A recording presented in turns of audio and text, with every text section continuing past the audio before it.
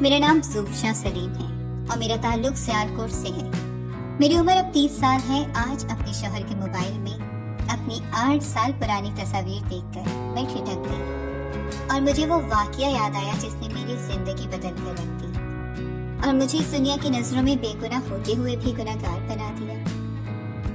मैं अपने पापा की इकलौती बेटी थी और बचपन ही से खानदान की सबसे खूबसूरत लड़कियों में मेरा शुमार होने लगा था। मेरा हुस्न ऐसा था कि कोई भी होता पास से मुझे गौर से देखे बिना नहीं गुजरता था और वक्त के साथ साथ इसमें इजाफा ही हुआ। मैं तब 14 साल की थी जब हर वक्त मेरे जहन में यही सवाल रहता कि मैं बहुत हसीन हूँ और कोई भी पूरे खानदान में मेरी टक्कर कर रही है। और दिन ब दिन मुझ में ये गरूर बढ़ता ही जा रहा था। मेरी कोई कज़न भी मुझसे बात करती तो मैं उसे हिकारत से देखती थी। मैं सिर्फ खूबसूरत लोगों से बात करती थी, लेकिन वक्त ने मेरे इस गरूर को जो बुरी तरह तोड़ कर रख दिया और फिर वो एक वाकया मेरी जिंदगी बदल गया। मुझे आज भी याद है, इस दिन मैं घर पर अकेली थी। मेरी अम्मी की तबीयत बहुत खराब थी। उन्होंने मुझे कोने वाली दुकान से कुछ सामान लाने का कहा। मैं गई तो वहाँ दुकानदार फारिग बैठा पान खा रहा था। इसने मुझे ऊपर से नीचे तक गौर से देखा था और फिर मेरा पूरा जायजा लेने के बाद मुझे कहा कि बेटा अंदर आके ले लो। मैं इस वक्त इसकी नजरों का मरकज नहीं समझ पाई थी और अंदर चली गई और फिर इसकी आंखों में एकदम हविस उतर आई और वो मुझे देखते ही लाल टपकाने लगा और दुकान का शटर बंद के लिए मुड़ा। तब तक मैं समझ चुकी थी और मैंने से कहा कि अंकल मैंने कुछ नहीं लेना, मुझे जाने दें, और फौरन बाहर निकलने लगी। लेकिन इस भेड़िए ने मेरा हाथ पकड़ लिया और मेरे ऊपर गिरने लगा था। मैं फौरन इसके शिकंजे से निकलकर भाग गई और पीछे मुड़कर भी नहीं देखा और फिर मैंने घर जाकर ही सांस लिया। मुझसे अम्मी ने पूछा भी सामान क्यों नहीं लाई, लेकिन मैं डर के मारे इन्हें जवाब तक न दे सकी और कह दिया कि दुकान बंद थी और इसके बाद मैं अपने कमरे में बंद हो गई। कई दिन तक मैंने घर से एक कदम भी बाहर ना निकाला और स्कूल भी नहीं गई। लेकिन ऐसा आखिर कब तक चल सकता था और फिर मुझे स्कूल जाना ही पड़ा। मुझे इस दिन के बाद एहसास हुआ कि मेरा हुस्न एक आजमाइश भी है जिसने इस दिन मेरी इज्जत तक को दांव पे लगा दिया था। इस वाक़ये के बाद से मुझ में वो गरूर खत्म हो चुका था और अब मैं मुसलसल हिजाब करने लगी थी और कभी भी बुर्का पहने बगैर घर से बाहर कदम ना निकालती। इस हादसे को कई साल गुजर गए थे और मैंने जवानी की दहलीज पर कदम रख दिया था, लेकिन आज तक मैं किसी को भी इस अचानक बदलाव की वजह न बता सकी थी। मैं हसीन आज भी थी और पहले से ज्यादा थी, मगर अब मुझ में इंकसारी आ गई थी। मैं 18 साल की थी जब मेरी फुफ्फी तलाक लेकर हमारे घर आ गई। कसूर न जाने किसका था, लेकिन इस दिन के बाद हमारी जिंदगी हराम हो गई और हमारे अपने ही घर की दीवारें हमारे लिए तंग हो गई। मुझे याद नहीं पड़ता कि इनके आने के बाद हम लोग कभी ऊंची आवाज में हंसे भी हों। जिंदगी एक ही डगर पर चल रही थी कि मेरी फुफ्फी की बेटी सानिया ने मेरे साथ कुछ अजीब अजीब बातें करना शुरू कर दी जो मुझे ठीक तो नहीं लगी थी, लेकिन मैं कुछ बोल ना सकी क्योंकि इसे कुछ कहना मतलब घर का सुकून खारिज करना था। इसलिए मैंने चुप ठान ली। सानिया सारा दिन मोबाइल पर लगी बातें करती रहती थी और इसके ऊंचे कहकों से मुझे नफरत सी हो गई थी। हर वक्त मैसेज पर लगी वो बस हुक्म झाड़ती रहती थी और अगर इसे कोई कुछ करने को भी कह देता या कोई ताना मार देता तो वो एकदम तैश में आ जाती और फिर फुप्पो होती थी और इनके टसवे, जिसे देखकर अब्बा का बस नहीं चलता था कि मुकाबिल की जान दे दी। इन्हीं दिनों सानिया ने एक नया शोशा छोड़ा कि मुझे अपनी तस्वीर दो। मैंने मना कर दिया कि मैं तस्वीरें नहीं बनाती और ना मुझे इस चीज का शौक है, लेकिन सानिया की सुई वहीं अटकी रही। फिर मैंने से कहा कि ठीक है ले लो तस्वीरें, लेकिन हिजाब में ही। लेकिन वो इस बात पर भी ना मानी। अभी मैंने इसे सख्ती से कहा कि आज तक तो तुम्हें मोबाइल से नजरें उठाकर कभी मुझसे बात करने की भी फुर्सत ना हुई थी और आज ऐसा क्या हो गया कि तुम्हें मेरी तस्वीरें चाहिए। मेरी इस बात से तो सानिया हत्ते से ही उखड़ गई कि मैंने इसकी तस्लील की है और इसे बदकिरदार कह रही हूँ। इसके बाद इसने ऐसा तमाशा लगाया कि मैंने अपने कानों को हाथ लगाए थे। वो तो शुक्र था कि पुप्पो घर पर नहीं थी ورنہ ابا تو میری بات بھی نہ سنتے اور صرف یہی سن کر کہ میں نے ثانیہ کو بد کردار کہا ہے میری ٹانگیں توڑ دیتے۔ میں فوراً آگے بڑھی اور بات کو رفع دفع کرنے کی کوشش کی تو ثانیہ بولی کہ وہ صرف ایسی شرط پر پھپھو کو نہیں بتائے گی کہ اگر میں اسے بنا حجاب کے تصویریں دوں۔ میں نے بہت پس و پیش کی کہ میں سر پر دوپٹہ لے سکتی ہوں، لیکن اس نے یہ کہا کہ میں بس کندھے پر دوپٹہ رکھ سکتی ہوں، اور میں اس کی دھمکی کے آگے مجبور ہو کر رہ گئی کیونکہ میرے پاس اور کوئی چارہ بھی نہیں تھا۔ اور جس طرح اس نے کہا میں اسے تصویریں دے دی گئی۔ دل میں آیا کہ پوچھوں تو کہ آخر کرنا کیا ہے۔ جب پوچھا تو اس نے کہا کہ اپنی دوست کو دکھانی ہے۔ میں نے اسے بتایا ہے میری کزن بہت خوبصورت ہے، تو اسے یقین نہیں آیا تھا، اس لیے اب اسے بھیجتی ہوں۔ مجھے یہ بات کچھ سمجھ نہیں آئی تھی کیونکہ وہ تو ہر وقت میرے منہ پر میری بد تعریفی کرتی رہتی تھی۔ اس نے میری تعریف کیسے کر دی؟ لیکن اب پانی سر سے گزر چکا تھا، اور پھر مجھے حیرت کا جھٹکا لگا جب وہ کچھ دن بعد مجھے تصویریں لینے کا کہنے آئی۔ میں نے اب پھر سے منع کیا، لیکن اس نے مجھے وہی دھمکی لگائی جس کی وجہ سے میری زبان پر تالا لگ گیا اور میں کچھ بھی نہ بول سکی۔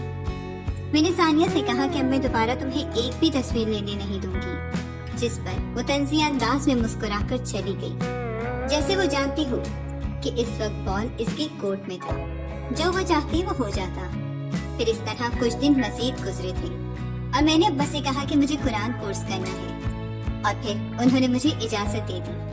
لیکن مجھے حیرت تب ہوئی جب ثانیہ نے کہا کہ اسے بھی وہی کورس کرنا ہے۔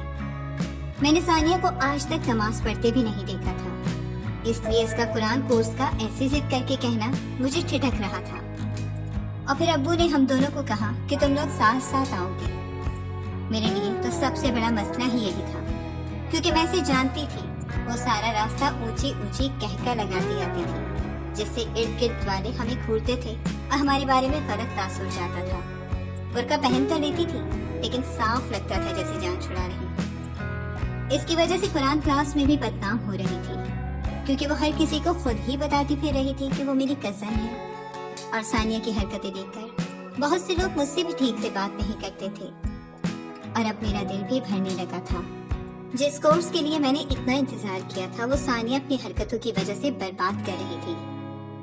پھر ایک دن اس نے الگ ہی فرمائش کر ڈالی اور مجھے کہا کہ آج وہ میرا برقع پہنے گی اور میں اس کا۔ میں نے اسے کافی منع کیا کہ اگر تمہیں میرا برقع چاہیے تو لے لو، مگر لیکن میں تمہارا برقع نہیں پہنوں گی۔ اور وجہ بس یہی تھی کہ ثانیہ کا برقع گلابی رنگ کا تھا، جو کہ بہت چست بھی تھا، اس لیے میں نے صاف منع کر دیا تو اسے غصہ آ گیا اور اس نے میرا نقاب جلا ڈالا۔ میں خاموش ہو گئی اور پھر میں نے سوچا کہ گھر میں فساد سے اچھا ہے اس کا برقع پہن ہی لوں۔ اور پھر اس دن ہم نے برقعے تبدیل کر لیے۔ میرا نقاب تو پہلے ہی جلا چکی تھی، اس لیے میں نے دوپٹے سے نقاب کر لیا اور پھر اس کے ساتھ چل دی۔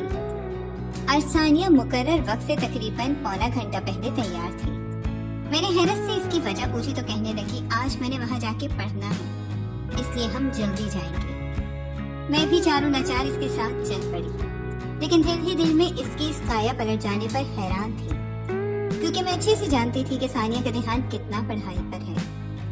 اور پھر کچھ آگے جا کر میرے خدشات حقیقت میں بدل گئے، کیونکہ ثانیہ ایک پارک میں داخل ہوئی جہاں مرد اور عورتیں دونوں تھیں۔ اس نے مجھ سے کہا کہ آؤ ساتھ بیٹھ کر پڑھتے ہیں۔ میں نے اسے بہت کہا کہ اگر پڑھنا ہی ہے تو ہم مدرسے جا کر پڑھ سکتے ہیں، لیکن اس نے کہا کہ اسے یہاں کا ماحول پسند ہے، تو مجھے ناچار بیٹھنا پڑا۔ اور ثانیہ نے میرا نقاب کھول دیا، جس سے میں گھبرا گئی اور فوراً دوبارہ کرنے لگی۔ جب ثانیہ نے کہا کہ رکو 1 منٹ تک ایسے ہی رہو، اس کی نئی فرمائش پر میں سچ ہوئی تھی اور پھر فوراً نقاب کرنے لگی۔ تب ثانیہ نے کہا کہ یہاں کوئی نہیں دیکھ رہا، ہم ایسے پڑھ سکتے ہیں، اور پھر میں نے پڑھنا شروع کر دیا۔ اس دن کے بعد جب بھی ثانیہ نے مجھے کہا کہ آج جلدی جانا ہے، میں نے فوراً انکار کر دیا، کیونکہ میں جان چکی تھی کہ اس کا مطلب پڑھائی سے تو بالکل بھی نہیں ہے۔ اور پھر اللہ اللہ کر کے ہمارا کورس ختم ہو گیا، تو میں نے اللہ کا شکر ادا کیا کہ میرا پیچھا اب ثانیہ نامی بلا سے چھوٹ گیا تھا۔ لیکن یہ بھی میری غلط فہمی ثابت ہوئی، کیونکہ میرے لیے اصل مشکل تو اب پیدا ہوئی تھی، اور ایک ایسا طوفان جس نے میرا جینا حرام کر کے رکھ دیا۔ اس دن میں اپنے کمرے کی صفائی کر رہی تھی جب امی نے بتایا کہ کچھ مہمان آئے ہیں میرے رشتے کے لیے، اور پھر مجھے اچھا سا تیار ہونے کو کہا۔ मैं जब इनके सामने गई तो लड़का भी साथ आया था, जो मुझे ऐसे मायने से इस निगाहों से देख रहा था जैसे मुझे जानता हो। लेकिन मैंने कोई जवाब न दिया। तो तब इसने आंखों में इशारे करना शुरू किए। ये हरकत मुझे बहुत अजीब लग रही थी कि वो पहली दफा रिश्ता देखने आया था और इसका रवैया इस कदर छिछोरा था कि मैंने इसे देखकर ही अंदाजा लगा लिया कि चाहे वो कितनी मर्जी अच्छे घर का हो, मैं इससे शादी नहीं करूंगी। और फिर जब अम्मा ने मुझे साइड पर ले जाकर पूछा तो मैंने इनकार कर दिया कि मुझे इस इंसान से शादी नहीं करनी। अब्बा ने इन्हें मना किया तो वो लड़का जो तब से इशारे कर रहा था, इसकी आंखों में यकदम खून उतर आया और इसने मुझे कहा कि अब मैं छिछोरा लग रहा हूँ। लेकिन जब इश्को माच का लड़ाना था, तोहफे लेने थे, तब मैं ही पसंद आया था क्या? मैं इसकी बात सुनकर हैरान रह गई और मैंने इससे कहा, मेरी बात कोई तुमसे है जो तुम मुझे तोहफे देते? इस बात पर इसने कहा कि अब तुम मुकर गई हो, तुम तो मुझे अपना चेहरा दिखाने पार्कों में भी आती रही हो। ये बात सुनकर तो मेरे सर पर घड़ों पानी गिर गया था। और फिर इसने सबके सामने मेरी तस्वीरें दिखाई जिनमें बिना दुपट्टा खड़ी थी। अब्बा ने ये देखते ही मुझे जोरदार थप्पड़ रसीद किया और इन लोगों से कहा कि 3 दिन में आकर अपनी अमानत ले जाएं। इन लोगों ने भी कह दिया कि हमें जहेज की जरूरत नहीं है। मेरी तो किस्मत एकदम से बदल गई थी। इनके जाने के बाद मैंने सबकी बहुत बेइज्जती की, लेकिन कोई भी न माना और मुझे मुसलसल मारते रहे। पप्पू ने ये तक कहा कि सबके सामने इतना ड्रामा करती थी, पर्दादारी का, और असलियत क्या निकली। और फिर मेरी शादी उमैर से हो गई और पहली रात उमैर ने मुझे धुतकार कर रख दिया कि मैं एक धोखेबाज लड़की हूँ जिसे सबके सामने मुकर गई और इसे रुस्वा कर दिया। मैंने इस वक्त कस्में खाई कि मेरी कभी भी आपसे बात नहीं हुई, यहाँ तक कि मेरे पास मोबाइल भी नहीं था। लेकिन उन्होंने कहा कि मुझे सबूत चाहिए। और फिर मैं अपने घर गई जहाँ सानिया अपने कमरे में मजे से लेटी हुई थी। मैंने इसे कहा कि मेरी जिंदगी तबाह करके तुम ऐसे सुकून से रह सकती हो, क्या तुम्हें शर्म नहीं आती? इसके जवाब में वो ऊंचे ऊंचे हंसने लगी और कहा कि देखो तुम्हारी शक्ल अच्छी थी और आजकल के लड़के शक्ल सूरत पर ही तो मरते हैं। अब तुम शुक्र अदा करो कि तुम्हें मेरी वजह से इतना अच्छा खानदान और ऐसा लड़का मिला, वरना तुम इतने उम्दा खानदान का कभी ख्वाब भी नहीं सोच सकती थी। मैंने इसे मजीद कुछ सुनाने का इरादा तर्क कर दिया और वो बातें रिकॉर्ड करके अपने शोहर को सुना दी। इन्हें यकीन आ गया और फिर उन्होंने मुझसे माफी मांगी कि जो भी हुआ वो इनकी गलती थी, इन्हें वो सब नहीं करना चाहिए था। और इस दिन के बाद मुझे कभी भी उमैर से कोई शिकवा नहीं हुआ। आज शादी को 7 साल गुजर गए हैं। हमारे 2 बच्चे हैं और हम बहुत खुश हैं। सानिया की 5 साल पहले शादी हुई थी और इसका शौहर भी। इसका कोई आशिक ही था, लेकिन फिर इसके शौहर के बारे में मालूम हुआ था कि सानिया का एक वक्त में कई लड़कों के साथ अफेयर था और वो इनमें से एक था जिन्हें वो धोखा दे चुकी थी। बाद में इसने सानिया से शादी की और फिर इसे खूब मारता पीटता था और अपना बदला लिया। और फिर इसने सानिया को तलाक दे दी। जब सानिया लुटी पिटी घर आई तो इसने मेरे कदमों में गिरकर माफी मांगी कि मैंने तुम्हारी जिंदगी तबाह की थी, इसलिए मेरे साथ ये हुआ।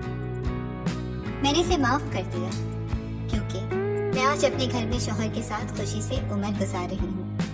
और फिर मुझे यकीन हुआ कि जो गड्ढा हम दूसरों के लिए खोदते हैं, एक दिन खुद इसमें गिर जाते हैं।